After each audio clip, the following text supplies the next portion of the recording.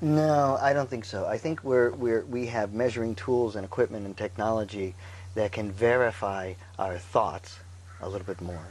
But what is really different is that we have become what is called an anthropocentric society, where man is, as opposed to ecocentric. Anthropocentric was, and we superimposed this thing called the Gregorian calendar that has no relationship at all to the cycles of really what's happening on the planet and what's happening in the cosmos and what have you. And it's really not Monday, and it's really not, I mean, it never was, never will be. And millions of people were murdered because they didn't want to believe it was Monday and all of this kind of stuff. And what they had, what the Mayans had, was a relationship to the earth and the earth cycles and each day, and your name, you came in with a meaning, and that was who you were, and the tone of the day and how you align yourself with the frequency and the vibration and the rhythm of what was happening. This is called an ecocentric reality. There's no separation whatsoever. You are the environment, as opposed to you are separate from the environment, and the environment is there for your manipulation, gratification, and use. And that's where we went astray, if you will, this man over nature. And we separated ourselves. As I speak to the elders, and they say, back then they knew it was going to rain 3 or 4 days before it was going to rain because they could feel the barometric pressure. They could see what the trees were doing. They could sense it in their beings. They were one. There was no, they were one with the environment. And we are so far from that now. So with all of our advanced thinking and technology and all this other kind of stuff and our what we call quality of life, our quality of life is awful. The food we're producing, the water we're drinking, the pollution in the air, the EMF. Just the EMF right now, you and I are being bombarded with somewhere between 15 and 20,000 man-made square wave vibrations that are just pounding our neurology and our nervous system, and our cells are trying to communicate, and they're being disrupted. And we call that a better quality of life. It's not even close.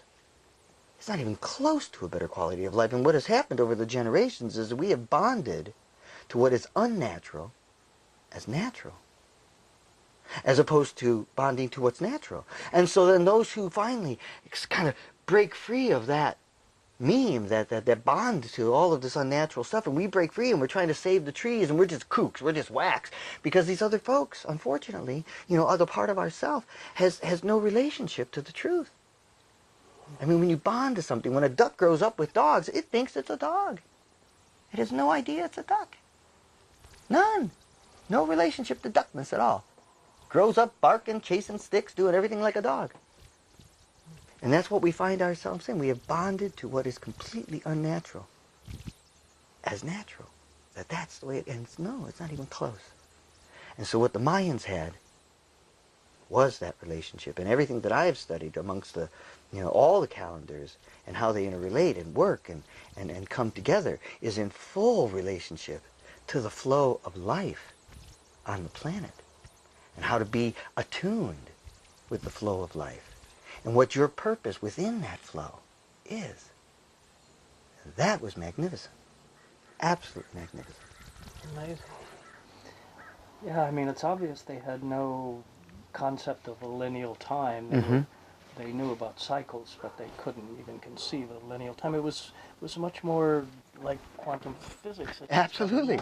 Well, let me ask you this question.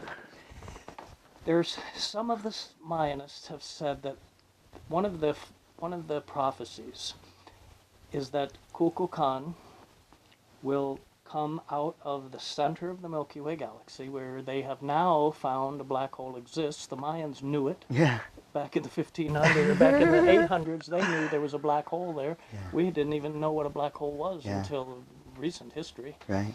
But they have, some of the studiers believe that perhaps that's one of their prophecies, that this new type of energy will come, and that end date of the long count calendar was the end of the old energy, and now a new energy. Of course, the transition was probably started 35 years ago, according to Ludwig. That's what I was going to say. 87. This is, yeah. So comment on that, if you would. Once again, I had my eyes opened recently to actually being in relation to the stars as an individual, and going out and relating and getting to know them, really feeling this, knowing where they are and their transitions and the movement of the planets, and not to give it meaning, but to just feel and to see what's going on and to relate and what have you. And as I've begun that practice, I have begun to sense different energetics that I can feel, almost like magnetic waves, if you will. You know, from the Pleiades and from the Big Dipper and from the North Star and from all the different aspects and the Milky Way. And so their identification of a black hole, in my opinion, I mean, you have to realize how distracted we are with all of the things that are happening in our planet. Imagine if we had none of that, and you have generations of none of that, and you're just sitting there in the space, actually being able to feel the depth of everything, that they could sense this energetic. They could sense this energetic, and then they personified it, right? And yet they knew, because of how cycles were and in relationship to those cycles, that for that to fully be enveloped in this reality here, it was going to take, quote unquote, time, or at least the passing of the cycles, in order for that birthing, if you will, to take place. I have felt this energy myself.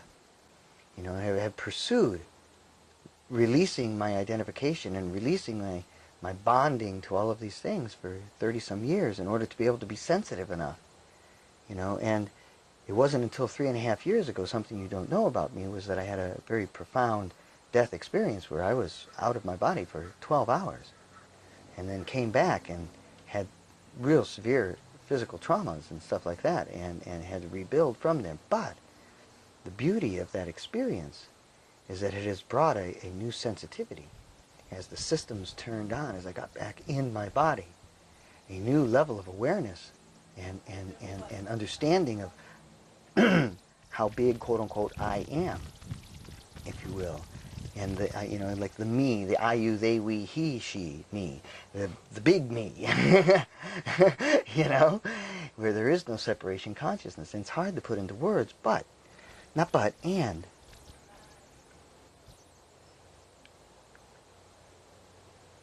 There's not a soul on the planet that I can talk to or meet, whether they're hip to metaphysics and the Mayans or not, that doesn't sense there's something going on.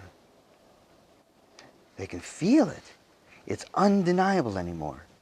It's like when you turn a stereo on, you know, and you slowly ramp up the volume on that stereo, that eventually, you know, the people really close to the stereo hear it, but then farther and farther away and farther and farther away and farther, and everyone's now beginning to hear the sound, if you will, and they feel it, and they're seeing that, you know, the market's collapsing, and our identification with the materialism, you know, in our homes, and really, what is the purpose? Why am I on this rat race? I've spent, you know, 30, 40 years of my life working for this thing to build up this nest egg so I could last, and and now it's gone.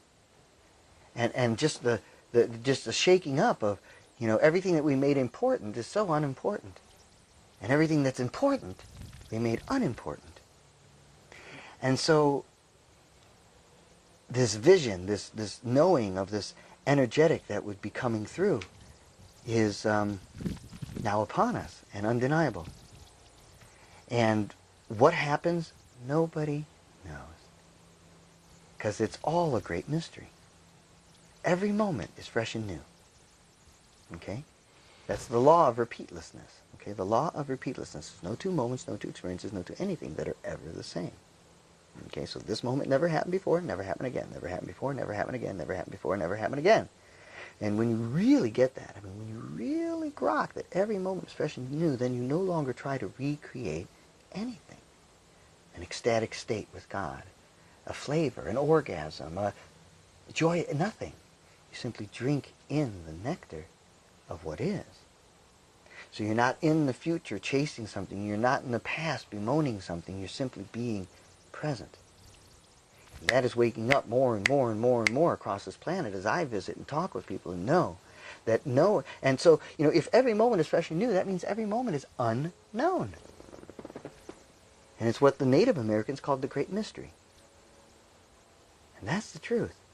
So we can sit here and pretend and throw model after model and explanation after explanation, and the truth of the matter is we have no idea, but we sure sense like something's happening. And the best thing we can do is kind of let go of how we thought it was, or what we think it's going to be, and just receive and kind of transmute what is.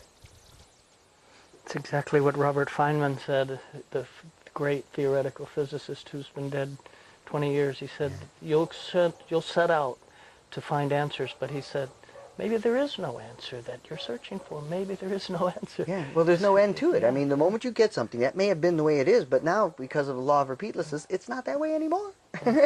Something new. There's nothing that we've ever learned that we didn't grow upon. Wow. So you have been invited to speak at the production at Chichen Itza on the 21st. Yes. What do you intend to talk about? Well, I begin several things. One, teaching real-world, moment-to-moment tools and techniques for staying present and staying in the space that I'm talking about. That's present and evolving. Because I think of us, okay, I think of, okay, everything is a vibration. If we break it down to quantum physics, everything is a measurable frequency. Your body, this chair, and we can measure the frequency. So, there's some frequencies that seem to be detrimental to our beings. Let's say carbon dioxide. Okay, that's a frequency. That's all it is. It's a measurable frequency. It's this frequency, and when it gets into these biosuits here, it seems to have a negative effect on them, on these what I call ambulatory water balloons. Okay? But the plants, the trees, the grasses, the seaweeds, the plankton, these things, they all transmute. They take that energetic, that vibration that's harmful to us, and they transmute it into another one that's beneficial for all life, the oxygen.